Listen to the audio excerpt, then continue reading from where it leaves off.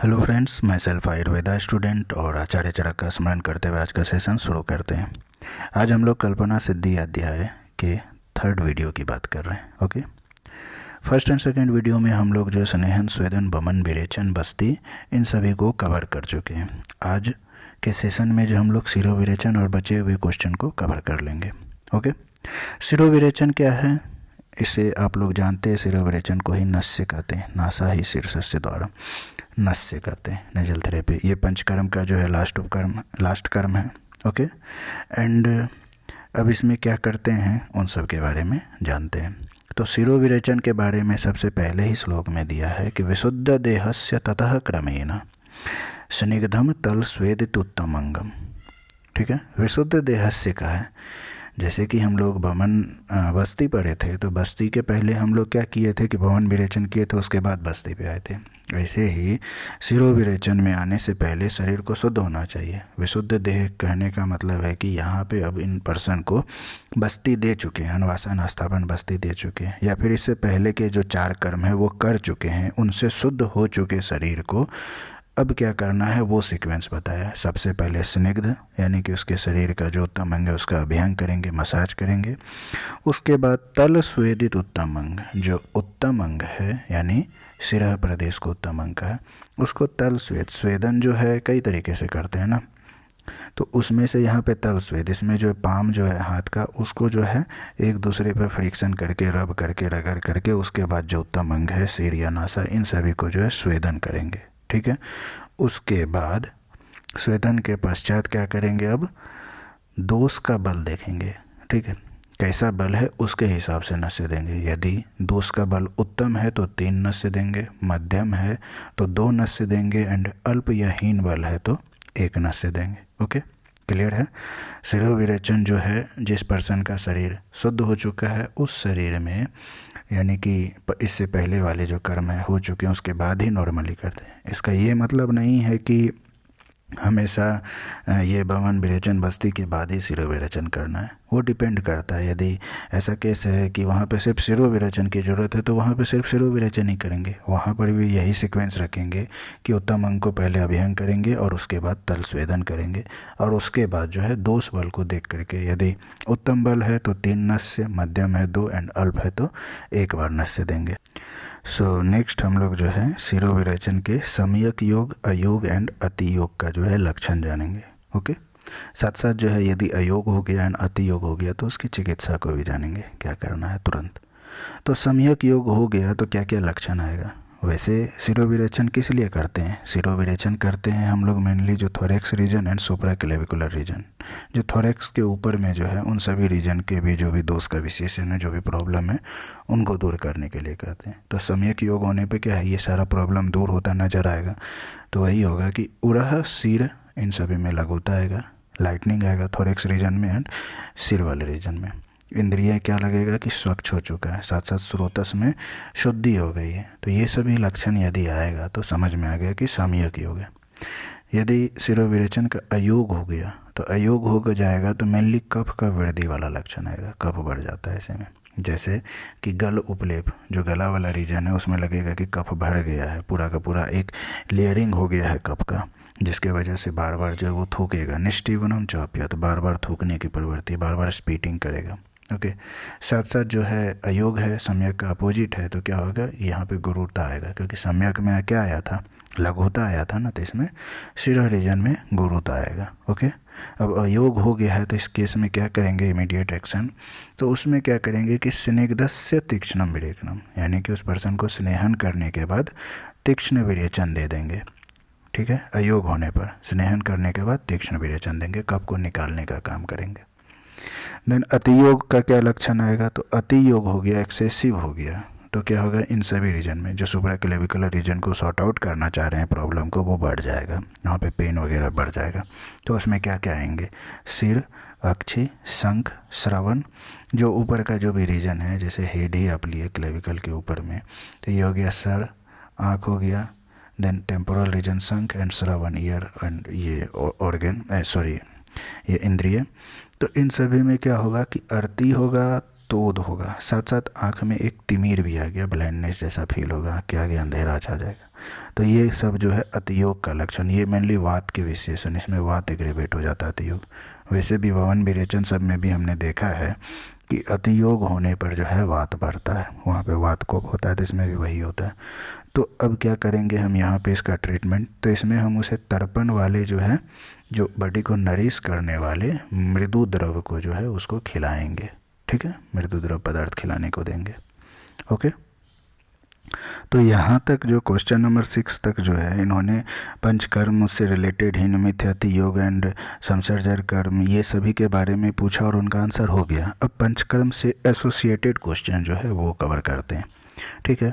तो question number 7 इन्होंने यह पूछा कि किम वर्जनीयम प्रति कर्म काले, यानी कि ये जो कर्म है पंचकर्म है उसके समय में हमें क्या क्या चीज़ को वर्जित करना है, क्या नहीं करना है। ओके, तो उसका आंसर यहाँ आया, थोड़ा आंसर लिखने में उल्टा हो गया है। तो इस क्वेश्चन का आंसर ये है कि पंचकर्म के समय में उस पर्सन को ज़्यादा समय तक खड़े रहना या बैठना अलाउड नहीं है। बहुत देर तक आपको ना खड़ा रहना है ना बैठना है, ना ही ज़्यादा बोलना है, ना सवारी करना है ज़्यादा, ना दिन में सोना है, मैथुन भी नहीं करना है, वेग को भी नहीं रोकना है, धारणीय वेग को उसको नहीं रोकना है। पंचकर्म में शीत उपचार इंपॉर्टेंट है, शीत उपचार नहीं करना, ठंडा जल पीना या ठंडे पानी से नहाना ये नहीं करना है, ना ही आतप सेवन करना है, शोक क्रोध अकाल में एंड अहितकर भोजन नहीं करना है। ओके, तो ये हो गए क्या क्या चीज़ वर्जित करना है।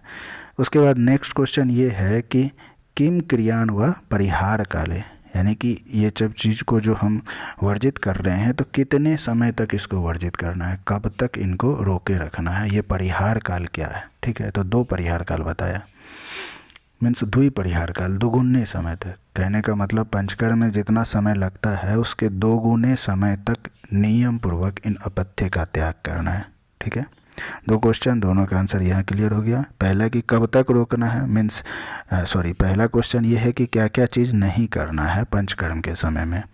ठीक है, जब हम पंचकर्म कर रहे हैं उस ड्यूरेशन में क्या क्या चीज़ हमको नहीं करना है।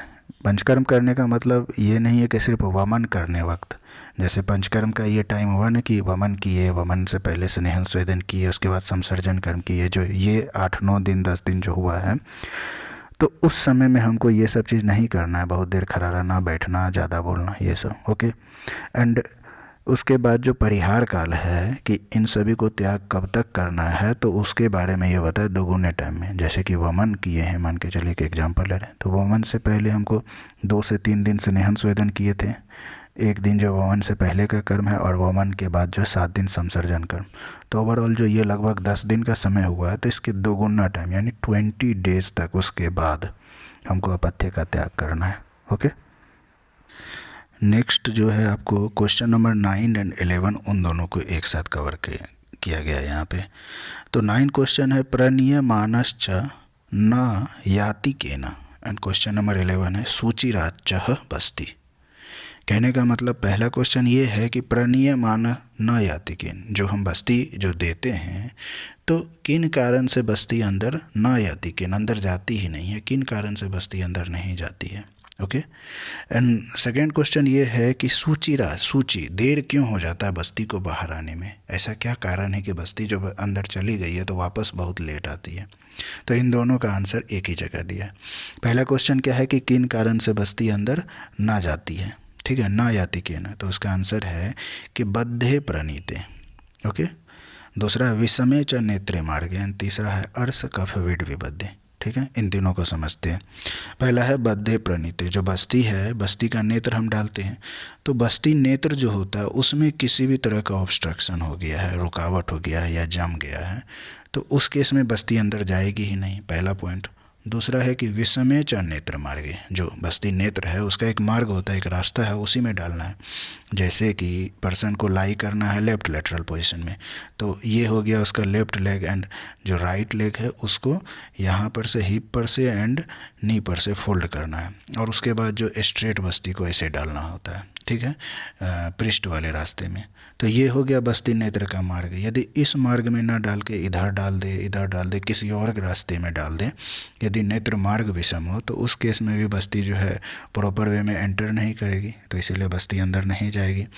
थर्ड रीजन है कि अर्श कफ विड विबद्ध, यानी अर्श के वजह से क्या होता है, अर्श में क्या रेक्टल वेल का इलार्जमेंट होता है, तो उस रास्ते को जो ऑब्स्ट्रक्ट किया है एनल रेक्टल रीजन का जो कनाल है उसको रोक रखा है, या कफ या विड स्टूल, इन सभी के वजह से ये रास्ता यदि ऑब्स्ट्रक्टेड है तो उन केस में भी क्या है बस्ती अंदर नहीं जाएगी। ओके, नेक्स्ट क्वेश्चन क्या है कि सूची राज्य बस्ती, किन कारण से बस्ती जो है काफ़ी देर से वापस आती है, तो उसका आंसर है दोष आवृत। तो मान के चलिए बस्ती अंदर तो एंटर कर गई, अब एंटर करने के बाद जो है दोष की वजह से वो आवृत हो गया, उस रास्ते को कवर कर चुका है, तो बाहर निकलने नहीं देगा, इसीलिए लेट से बस्ती बाहर आएगी। या फिर बस्ती जो है हम औषधि बहुत कम अमाउंट में दिए हैं, तो इतना ज़्यादा है ही नहीं कि प्रॉपर वे में बाहर आवे, वो हो गया। एंड थर्ड है कि वो औषध अल्प वीर्य वाला है, तो भी बस्ती लेट से बाहर आएगी।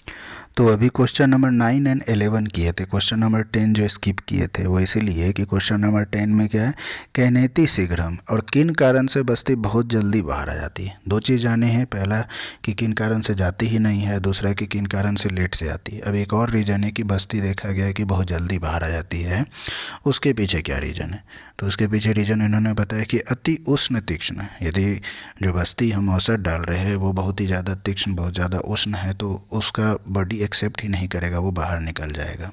ठीक है, कनाल से वो बाहर निकल जाएगा, वो एनल रूट में रेक्टल रूट में जाना ही नहीं चाहेगा, वो पर्सन ही जो है उसके लिए ऐसा रिएक्ट करेगा या हटेगा, अपने शरीर को हटा लेगा ज़्यादा गर्म है तो।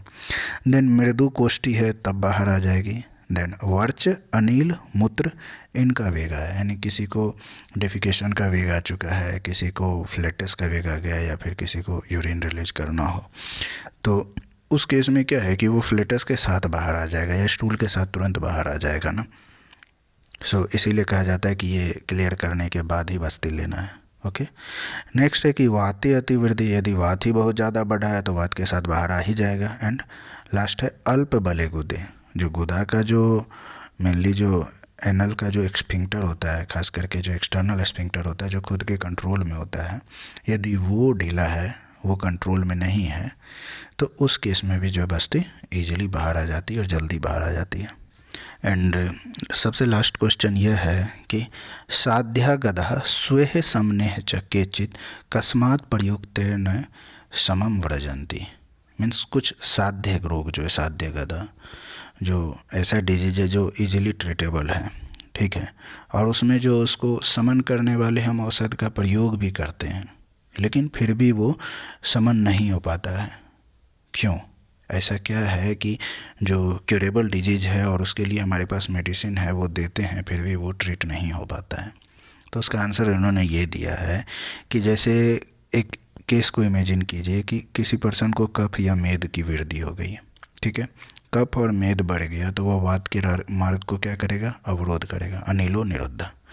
तो कफ बढ़ा है, एक्चुअल में प्रॉब्लम क्या है, कफ बढ़ा है या मेद बढ़ा है, और उसके वजह से वो वात के रास्ते को रोक दिया है। तो वात का मार्ग रुकने की वजह से सिम्टम्स क्या आएगा पर्सन में, शूल, अंग, सुप्ति, सोयथु, जो वात के रुकने की वजह से जो वात का लक्षण है या वात प्रकोपक लक्षण है। तो लक्षण क्या हमको मैनिफेस्ट हो रहा है, ऐसा मैनिफेस्ट हो रहा है कि पर्सन को वातज प्रॉब्लम हो गया, और उसके लिए क्या करेगा, जो वैद्य है वो अनुवासन बस्ती दे देगा। ठीक है, तो अनुवासन बस्ती स्नेह बस्ती देगा, वो वात समन के लिए देगा। यहाँ पे अनुवासन बस्ती में मेनली हम क्या कर रहे हैं, स्नेह दे रहे हैं। तो मैनिफेस्टेशन के बेस्ड पे तो ट्रीटमेंट क्या कर दिया, वात का, जबकि एक्चुअल में हुआ क्या था, कफ का। तो यहाँ पे लगेगा कि ये साध्य रोग है, चलो वात बढ़ा है और वात को दूर करने के लिए हम, इसका समन करने के लिए हम स्नेह बस्ती दे भी दिए, लेकिन एक्चुअल में कफ बढ़ा हुआ था ना। तो हम वैसा औषध देने के बावजूद भी ट्रीट इसलिए नहीं होता है क्योंकि एक्चुअल जो पॉजिटिव जो कारण है, जो निदान है, वो नहीं पहचान पाते, इसलिए समन नहीं होता है। यहाँ पे क्या होगा, हम स्नेह दे दिए और स्नेह का सिमिलरिटी प्रॉपर्टी है किससे, कफ से, जिसकी वजह से कफ और बढ़ जाएगा, तो प्रॉब्लम सॉर्ट आउट ना हो करके और एग्रेवेट हो गया। सो आई होप आपको समझ में आ गई होगी। एंड एट लास्ट चिकित्सा में मात्रा का क्या इम्पोर्टेंस है वो बताया गया है। ओके, तो चिकित्सा में मात्रा का बहुत ही ज़्यादा इम्पोर्टेंस है। ऐसे समझिए कि चिकित्सा कर्म यदि हीन मात्रा में कर दिए या अधिक मात्रा में कर दिए, यानी हीन योग या अधिक योग या फिर विपरीत काल जैसे हमने देखा था बस्ती में कि शीते वसंते च दीवा अनुवासयो, यानी कि शीत वसंत इनमें के अनुवासन हमको दिन में करना है, तो उस काल में ना करके उसको हम रात के समय में कर देंगे, तो ये विपरीत काल में या फिर मिथ्या उपचार कर रहे हैं। कहने का मतलब एक तरह से मिथ्या उपचार हुआ ना। तो ये हमें मात्रा देखना है कि मात्रा हमको देखना है कि प्रॉपर वे में होना चाहिए, चाहे मेडिसिन हो या चिकित्सा कर्म हो, उसका हीन योग अति योग ये सब नहीं होना चाहिए।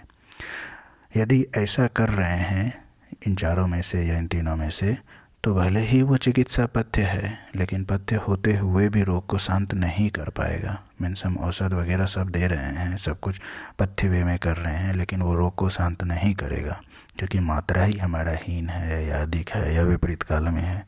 सो चिकित्सा में इसका इम्पोर्टेंस होता है, ये बताना चाह रहे हैं। सो हमारे तरफ से हमने तो चैप्टर कंप्लीट कर दिया। आप इसे देखें, इसके साथ बुक को भी पढ़ें, and hope it will be helpful for you. Thanks for watching. Have a nice day.